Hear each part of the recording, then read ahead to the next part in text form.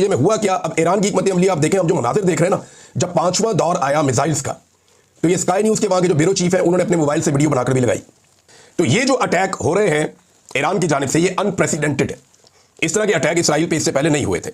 Iran जो ज्यादातर target कर रहा है वो एनर्जी के सोर्सेज पे कर रहा है, जहां से इसराइल के तैयारे रीफ्यूलिंग कर सकते हो, जहां से उनको तवानाई में असर आ सकती हो, जहां पे उनके एनर्जी के सोर्सेज हो, ऐसी जगह के ऊपर ईरान लगातार अटैक कर रहा है।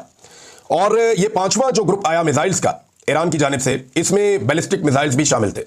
ये एटलीस्ट मैक 5 की रफ्तार से होता है। खैबर मिसाइल नॉर्मली ईरान ने कहा था कि वो चलाएंगे, और बहुत सारे लोग क्लेम कर रहे हैं कि जो विजुअल्स आ रहे हैं, जो मिसाइल बहुत सरहद के साथ बड़ी रफ्तार के साथ अपने टारगेट पे जाके हिट हो रहे हैं, वो खैबर मिसाइल है, नॉर्मली ये कहा जा रहा है। तो मैंने इनके ऊपर रिसर्च की तो पता चला कि मैक 5 की रफ्तार से जाते हैं, लगभग 6000 किलोमीटर फी घंटा से भी ज्यादा की रफ्तार से ये फ्लाई करते हैं। और ये मिसाइल इससे भी ज्यादा तेज रफ्तार से उड़ते हैं। मैक 5 से लेकर मैक 25 तक जो है ये हाइपरसोनिक मिसाइल्स होते हैं, और इनको रोकने को बंदोबस्त नहीं है। मैं आपको सिंपल करके भी बता दूंगा, लेकिन पहले ये मनाजिर जो नजर आ रहे हैं इस वक्त तेल अवीव में और दीगर इसराइल के इलाकों में, हीफा में, बहुत सारे और मशरकी इसराइल में, जहां जहां मनाजिर देख रहे हैं और तस्वीर और वीडियोज आ रही हैं, वो मलबे के ढेर की आ रही हैं। जबकि इसराइली शहरी जितने भी हैं वो बिल्कुल बंकर के अंदर घुस गए, जेरे जमीन चले गए हैं, और इनकी जो क़यादत है वो भी सारी जेरे जमीन चली गई है।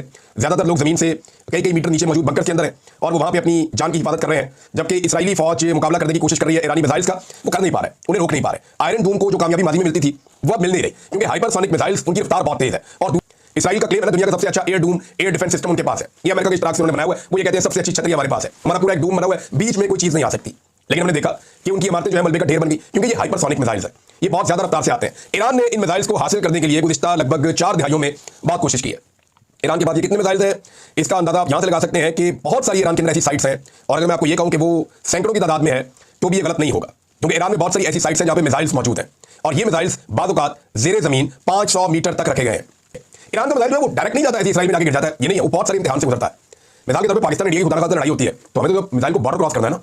ईरान का मिसाइल पहले इराक में से गुजरता है, जहां पे अमेरिकन सिस्टम लगे हुए हैं, यानी वहां से निकलता है, आगे उर्दन में जाता है, उर्दन के अंदर भी मगरबी ममालिक की सपोर्ट से बड़े सिस्टम लगे हुए हैं।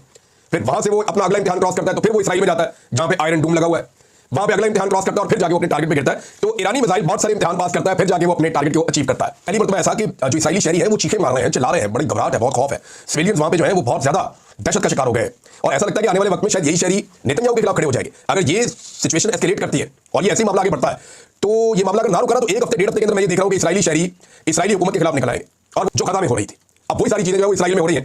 तो उन्होंने कभी, मुझे मेरे अंदाज में उनके कभी वहम भी नहीं होगा, जिस तरह के उनके विजुअल्स आ रहे हैं, जिस तरह के उनके रिएक्शन आ रहे हैं, जिस तरह उनकी आवाजें मैं सुन रहा हूं वीडियोस के अंदर, तो इससे लगता है कि वो बहुत ज्यादा घबराहट का शिकार है, बहुत ज्यादा फ्रस्ट्रेशन का शिकार है वहां के शहरी, और वो इस लड़ाई को आगे बढ़ता हुआ या अपने ऊपर हमला होता हुआ नहीं देख सकते।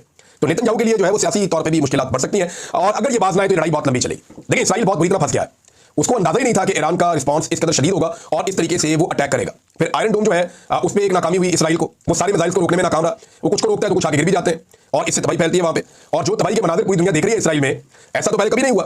तो इसराइलियों की ऐसा लगता है कि बात होने वाली है। मैं शहरियों की बात कर रहा हूं, उनकी गवर्नमेंट के अंदर एक पागलपन है लड़ाई का, और दे हैव देयर सोल्जर्स। ऐसा नहीं है कि उनकी फौज फारग है, उनकी फौज ने पहले बहुत सारे मुसलमान मुल्कों से अकेले भी लड़ाई लड़ी हुई है, अभी भी वो लड़ाई तो लड़ रही है उनकी फौज।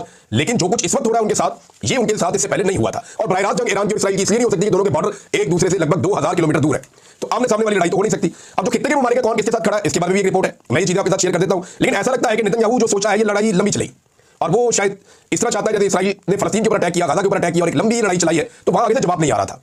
यहां पे अगर ये लंबी लड़ाई चलाएंगे तो रोजाना की बुनियाद पे आगे से जवाब आएगा। और अभी मोहम्मद बिन सलमान ने बात की है ईरानी सदर से, और इसके अलावा जो तुर्की के सदर है उन्होंने भी बात की मोहम्मद बिन सलमान से भी, ईरानी क़यादत से भी। तो ये सारे आपस में आहिस्ता आहिस्ता खित्ते के ममालिक राब्ते में आ रहे हैं।